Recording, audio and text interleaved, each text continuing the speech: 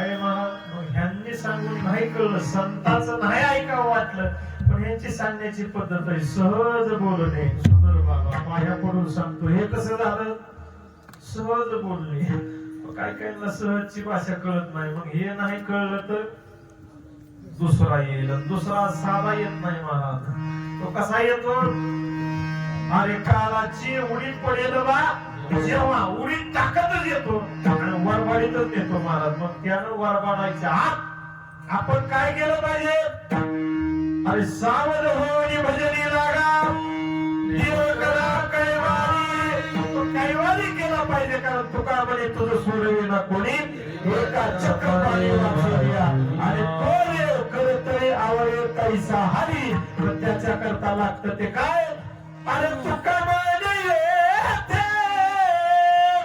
भजन प्रमाण. तिथं बाकीचं चलत नाही, फक्त भजन लागतं. आणि ते भजन कसं करावं? विठोबा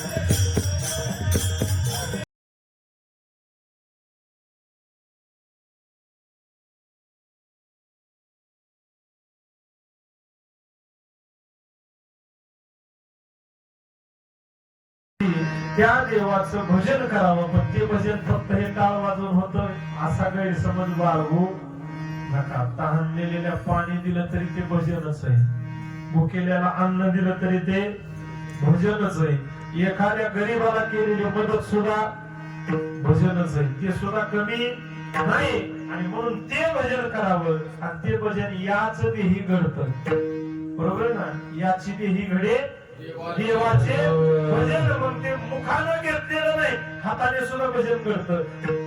दान दिलं की महाराज ते सुद्धा भजनापेक्षा कमी नाही. आणि ते आपल्याला संत महात्म्यांनी शिकवलं. ज्यांच्या नावामध्ये एवढी ताकद आहे की महाराज काळाला सुद्धा ज्यांचा धाक आहे ते ज्ञानोबा तुकोबा आहे. म्हणून त्यांचं भजन करा. श्री ज्ञानदेव श्री तुकाराम.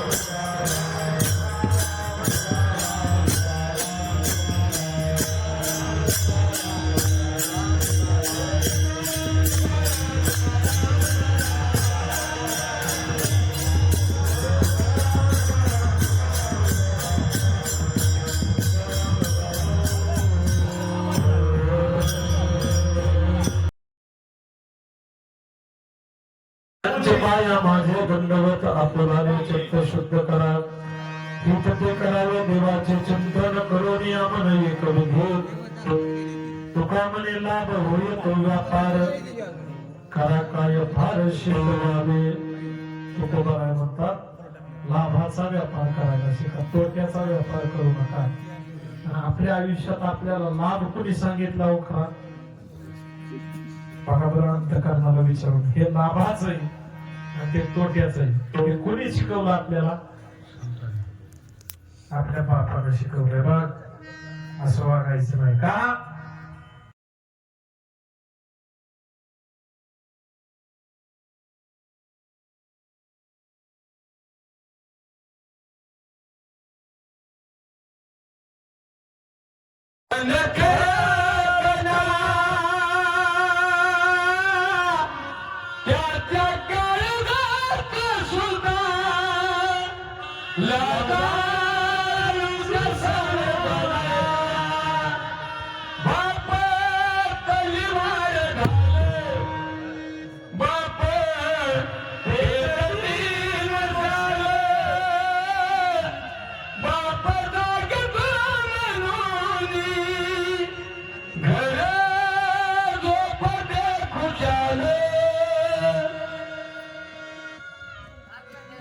जागतोय हे घर महाराज शांततेत झोपलेला आहे नवे नवे ज्या महाराष्ट्र राज्याच्या राज्यभूमीमध्ये छत्रपती शिवाजी महाराज म्हणलं की नकळत राजमाता जिजाऊ आईसाहेबांचं नाव घेतलं जातं पण त्या छत्रपती शिवाजी महाराजांना स्वराज्याचं देखणं स्वप्न माझ्या शहाजी राजांनी दावलं होतं का कुठल्याही लोकांची गुलामगिरी करायची शिवबा महाराज सगळे शाहीर सुद्धा आईच वर्णन करतात माझ्या शहाजी राजाचं वर्णन कुणीच केलं नाही गोकुळामध्ये जन्मलेल्या कृष्णाला सगळं देवकीचा का यशोदेचा विचारतात तर कोणच म्हणत नाही महाराज त्याला तो नेमका वसुदेवाचा का नंदाचा कारण जेवढं योगदान आयुष्यामध्ये आईच आहे तेवढंच योगदान आपल्या बापाचं सुद्धा आहे आणि म्हणून मी नेहमी सांगतो महाराज जिनं आकाराला आणलं तिला आई म्हणायचं 9 महिने 9 दिवस जिनं पोटामध्ये मासाच्या गोळ्याला भगवताच्या आशीर्वादाने आकार आणला आणि आकार देणारी ईश्वर आपल्याकरता ठरली ती म्हणजे आकार देणारी ईश्वर आपली आई पण मला सांगा आकाराला म्हणजे सगळं होत नाही महाराज आकाराला किंमत नसते महाराज म्हणजे देख नाही पण आड मोठं काय त्याचा उपयोग आहे तसं आकाराला आणून आईनं संप्रतीचं पण खऱ्या अर्थाने ज्यानं जग बघायला शिकवलं आणि ज्यानं ईश्वर दाखवला खरं खोटं कळवलं हे आपलं हे लोकांचं हे चांगलं हे वाईट आहे तो महान बाप आहे ज्यानं बघायला शिकवलं तो ईश्वर म्हणजे बाप आणि ज्यानं आकाराला आणला तो ईश्वर म्हणजे आई आणि अशा थोर आई बापांच्या पुण्यस्मरणाच्या निमित्तानं वैकुंठवासी बाळासाहेब भगवान तळेकर पाटील यांच्या प्रथम पुण्यस्मरणाच्या निमित्तानं अख्खा आयुष्य महाराज या महात्म्यानं विद्यार्थ्यांच्या सेवेमध्ये घातलं. कितीतरी गरिबाची मुलं आज कोणी कुठल्या पदावर असेल, कोणी कुठल्या पदावरती असेल, त्यांच्या आयुष्याचं सोनं नकळत गुरुजी एखादा शब्द बोलले असतील आणि तो एखाद्या विद्यार्थ्याच्या मनावर बिंबला असेल आणि त्याचे आयुष्याचं सोनं झालं असेल, काही का होईना पुण्य यांच्या वाट्याला आल्याशिवाय राहणार नाही. म्हणून अशी माणसं घडवणारी शिक्षक जो एकेकाळी या भारत देशामध्ये शिक्षका इतकी पदवी आजही आपण दत्त जयंतीला म्हणतो, तो गुरुदेव दत्त, गुरुदेव ब्रह्मा, गुरुदेव विष्णू, गुरुदेव महेश्वरा, गुरु साक्षात परब्रह्म तस्मै श्री गुरुवे नमः. पण जगाचे नाही पण काही मोजक्या माणसांसाठी तरी ते बोलत महाराज ईश्वर आहेत. आणि म्हणून त्यांच्या स्मरणार्थ त्यांचा मोठा मुलगा संतोष बाळासाहेब तळेकर, मुलगी दीपाली निरंकर जगताप आणि मुलगा वैभव बाळासाहेब तळेकर, पत्नी लक्ष्मीबाई बाळासाहेब तळेकर.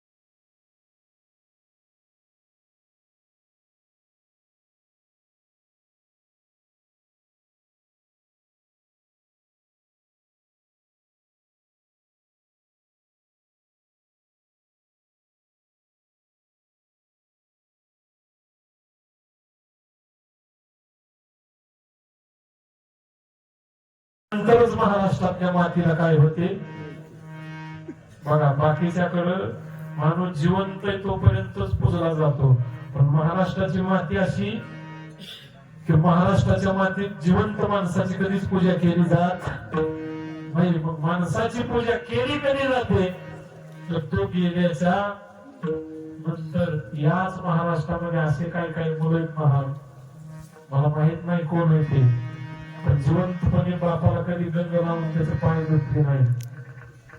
डायरेक्ट म्हणले माझ्या आयुष्यात माझ्या बापाला गंध मी तेव्हाच लावला जेव्हा बाप तेराव्याच्या फोटोला खुर्चीवर आणून शालीत पांघरून ठेवला, तेव्हाच त्याची पूजा घडली. कधीतरी जिवंत बापाला एखाद्या दिवशी कोणी नसताना खुर्चीवर बसवा, पाठ आणा, तांबे आणा महाराज आपल्यासाठी ते काय मेल्यावर पूजा करून कळणारे त्यांना कळणार आहे का? जिवंतपणी केली तर बापाच्या डोळ्यातून अश्रू निघतील महाराज. काय आज खऱ्या अर्थानं माझा जन्म सफल